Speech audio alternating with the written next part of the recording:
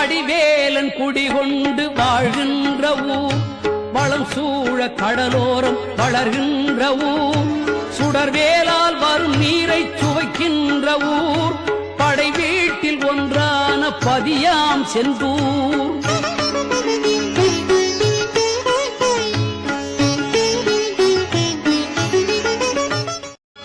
வடிவேலன் குடிகொண்டு வாழ்கின்ற ஊர், வளம் சூழ கடலோரம் வளர்கின்ற ஊர், சுடர்வேலால் வரும் நீரை சுவைக்கின்ற ஊர், படை வீட்டில் ஒன்றான பதியாம் செந்தூர்.